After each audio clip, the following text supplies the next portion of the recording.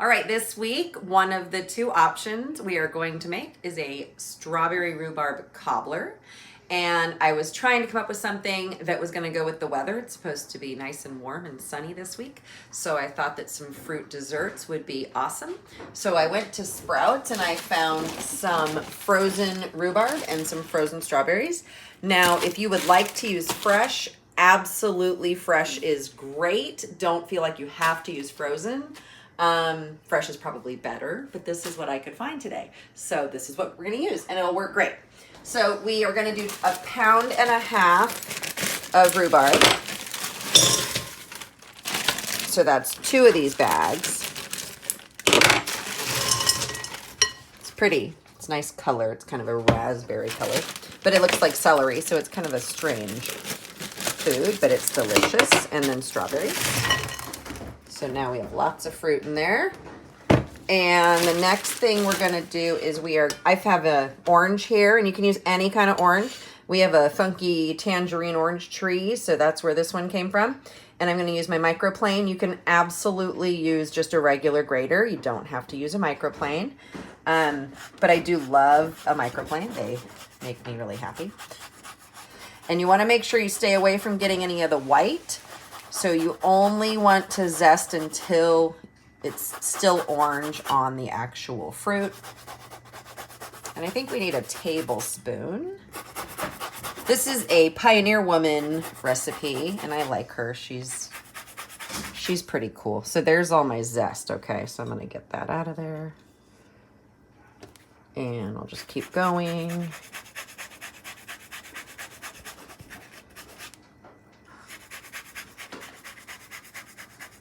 All right, that should do it. And I'm gonna save this same orange and get some juice from it in a minute. So do not throw away your orange once you zested it. Okay, so as you can see, I put my orange zest in here, and it was only a teaspoon we needed, so that was perfect. I'm going to cut my orange in half, and we need just a tablespoon of juice. And if you have a juicer, these are great. And I think that looks like a great tablespoon. Wow, that was really juicy. I love it. Then I'm going to add my sugar, just white sugar, to the fruit.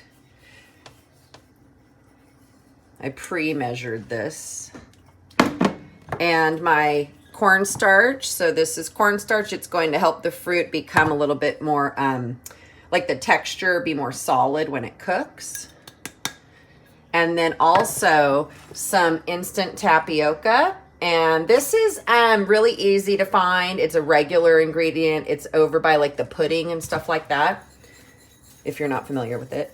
This recipe does have quite a few ingredients, but I think it's gonna be an easy one to cook. It's just a lot of parts. Then we're gonna stir this up. And we're gonna let this sit for about 15 minutes. And every 5 minutes, we're gonna come back and stir it up a little bit more. In a separate bowl, we're going to make the dough for the cobbler, and we are going to mix together the flour. So I already measured out my flour. Brown sugar, 3 tablespoons packed. And salt, and it asks for kosher salt, but I only have pink Himalayan salt, and that'll work great, so don't worry about that.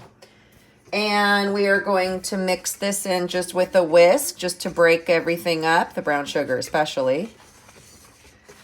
And just get it to where it's nice and evenly mixed together. The next step after this, we are going to add our butter. Now this is cold butter that I already went ahead and cut up. And believe it or not, I don't have a pastry blender at home, which is kind of funny. So I'm gonna use just a fork to mix this in. And I'm just gonna use my fork and go through and kind of smash down the butter until I break it up into very small pieces. That'll take a little while. So just kind of keep going until you get it all broken up. All right, you might have caught me. I forgot to put in my baking powder. So I'm gonna add that now. And I'm just gonna mix it all in. And it's not any kind of a big deal. Just the wrong time to add it, but it's fine. Okay, and then the last thing we wanna add is the milk. And we're going to drizzle the milk over Just kind of, you know, spreading it around as we are mixing it in. And then you want to use your fork, and you do not want to overbeat this. You want it to be a biscuit texture when it's done.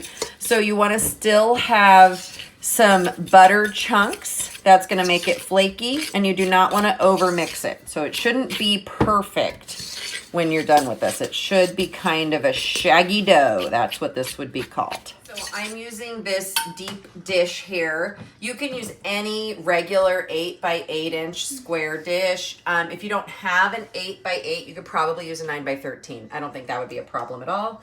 And we're just gonna dump in the fruit.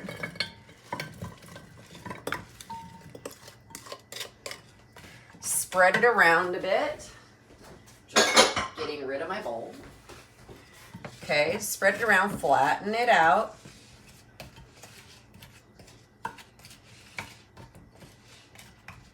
Ooh, yeah, that looks nice. Then we are going to make the dough that we created into like little topper biscuits. So you kind of want to roll it out and kind of flatten it. And it does not have to be perfect. On the recipe it says to make like 8 biscuits or so. I think I'm just going to kind of flatten it out as I go and just kind of place them on there. And this will be the crust that's on top when we're done. It'll be so yummy. We're gonna sprinkle it with some crunchy sugar so that it will have a nice crunchy texture. Okay, so I made 9 little biscuit toppers here, and I'm gonna sprinkle on. I used sugar in the raw. Now at home, on the recipe, if you don't have sugar in the raw, who cares? Use regular white sugar. It'll be just as delicious. And we're just gonna sprinkle this, sprinkle, sprinkle, sprinkle. And then we're gonna place it in the oven so it can get all bubbly and delicious. And we wanna bake it for about 40 minutes. Okay, the cobbler's done. We're gonna get it out of the oven. Oh, it's so delicious. Look at that. Bubbly, ooh yeah. And we're gonna scoop out, I want this corner piece here. Got my plate ready. Oh yeah. Scoop that right onto the plate. Get all the yummy fruit and the biscuit topping. And then nothing better. And a scoop of ice cream on top of that. And there you go.